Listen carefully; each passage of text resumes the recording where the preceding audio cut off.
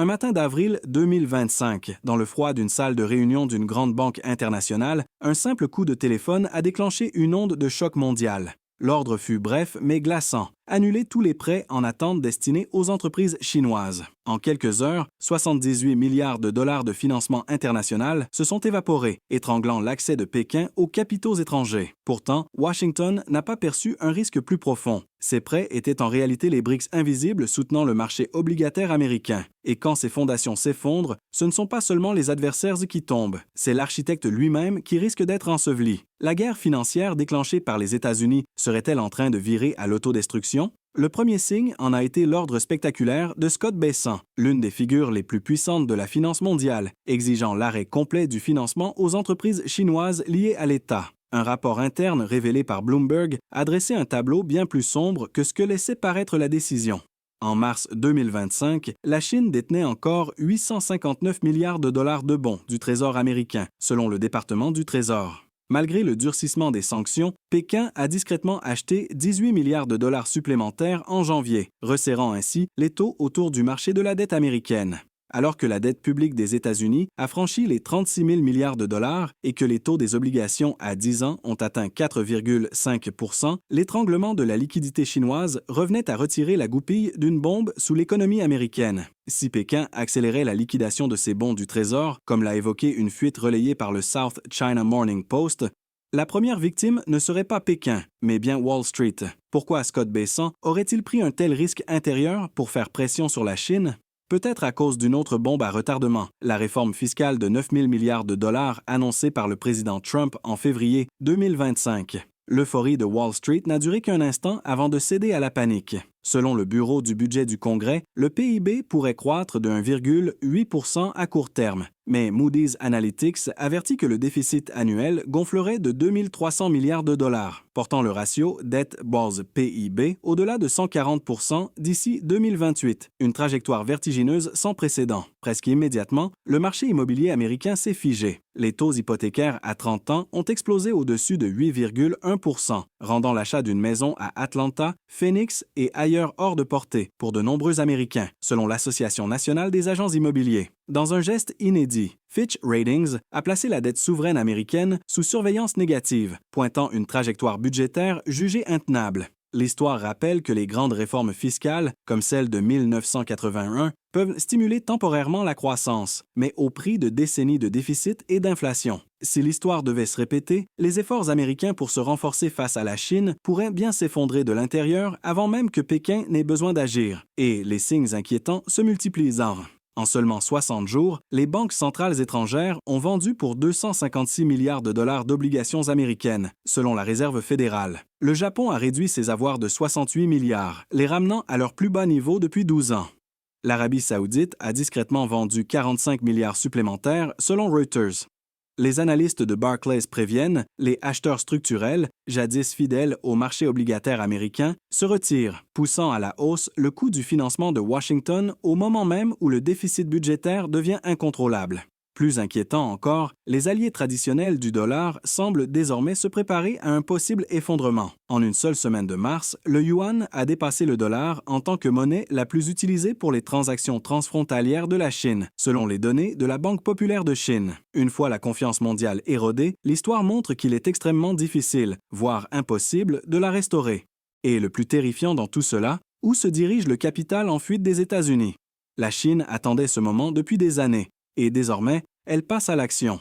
Rien que durant le premier trimestre 2025, l'achat d'obligations d'État chinoises par les fonds souverains a bondi de 41 % par rapport à l'année précédente, selon Standard Chartered, tiré par des capitaux venus du Golfe, de l'ASEAN et même d'Europe.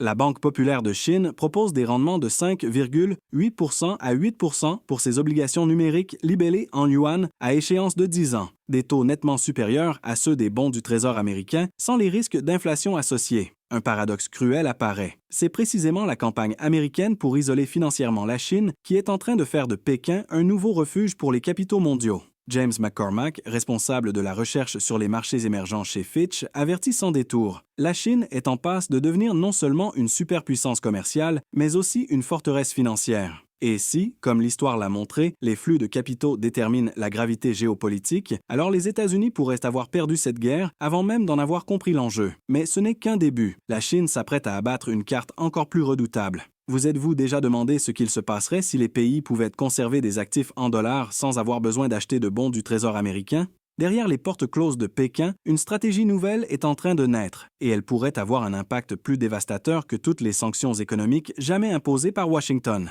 La Chine a commencé à émettre une nouvelle arme financière, les obligations en dollars chinois, des dettes libellées en dollars, mais entièrement soumises aux droits chinois. Selon le Financial Times, plus de 127 milliards de dollars de ces obligations ont déjà été achetés massivement par les pays d'Asie du Sud-Est, du Golfe et même par des fonds de pension européens. C'est un renversement de l'ordre établi sans précédent. Pékin exploite la demande mondiale de dollars pour attirer les capitaux, tout en sapant progressivement le contrôle américain sur la liquidité mondiale du dollar. Mary-Therese Burton, stratégiste en revenu fixe mondial chez HSBC, décrit cette évolution comme un glissement tectonique financier et prévoit qu'en seulement 3 ans, ces obligations en dollars chinois pourraient éroder jusqu'à 15% de la domination américaine sur les marchés de la dette mondiale. Si les pays peuvent détenir des actifs en dollars sans passer par les bons du Trésor américain, alors le légendaire levier financier de Washington se transformera en un fardeau. Et si vous pensez que Pékin va s'arrêter là, préparez-vous, le pire reste à venir. Tandis que Washington s'efforce de promouvoir la déconnexion économique avec la Chine, Pékin attire discrètement les capitaux juteux des pays du G7. Au premier trimestre 2025, les banques pour banque privées européennes ont augmenté de 28% leur financement de projets en Chine, malgré les appels publics de Bruxelles en faveur des sanctions. HSBC, BNP Paribas et Deutsche Bank ont collectivement soutenu plus de 43 milliards de dollars d'obligations liées aux infrastructures et à l'énergie verte chinoise. C'est une ironie amère. Les États-Unis exhortent leurs alliés à cesser de soutenir Pékin, mais ils voisinent ces mêmes alliés alimenter silencieusement l'essor de l'empire qu'ils cherchent désespérément à contenir. Un empire financé par les capitaux occidentaux eux-mêmes. Et les ambitions de Pékin ne s'arrêtent pas là. Selon Reuters, Scott Bessent ferait actuellement pression sur la Banque asiatique de développement, BAD, pour empêcher le financement de projets liés à la Chine. Mais cette tentative cache aussi un piège mortel. La Chine est désormais le deuxième actionnaire de la BAD, juste derrière le Japon. En forçant la BAD à couper les fonds à Pékin, Washington risque de saper les bases même des institutions multilatérales qu'il avait patiemment construites.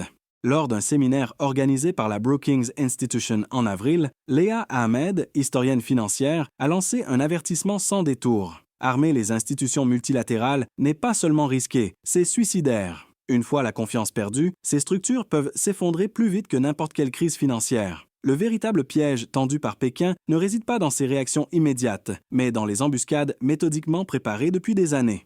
La Chine a finalisé de nouveaux cadres de prêts bilatéraux totalisant plus de 122 milliards de dollars, avec des pays comme l'Arabie saoudite, l'Indonésie et le Brésil, échappant totalement au contrôle occidental. Parallèlement, le ministère chinois du Commerce a annoncé de nouvelles restrictions sur les exportations de terres rares, matières essentielles à la fabrication de semi-conducteurs et de batteries pour véhicules électriques. Les licences d'exportation pour le gallium et le germanium, 2 éléments critiques, seront désormais soumises à des conditions si strictes qu'elles deviendront quasiment impossibles à obtenir pour les acheteurs étrangers. Si la guerre du crédit s'intensifie, Pékin pourrait riposter en perturbant des chaînes d'approvisionnement clés dans les matériaux, l'alimentation et la technologie. Comme l'a prévenu l'historien Niall Ferguson, la vengeance de la Chine ne sera pas brutale, elle sera méthodique, coup après coup, jusqu'à ce que l'adversaire s'effondre. Le plus inquiétant est que le compte à rebours a été enclenché depuis longtemps et s'accélère.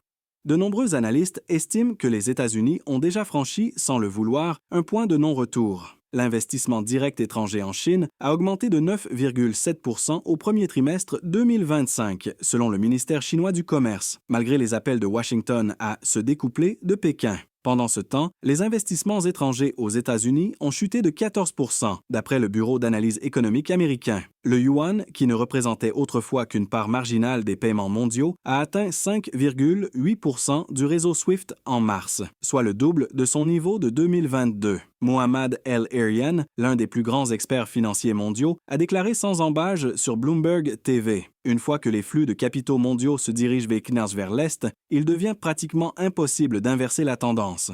Le marché obligataire américain reste dominant, jusqu'à ce qu'il ne le soit plus.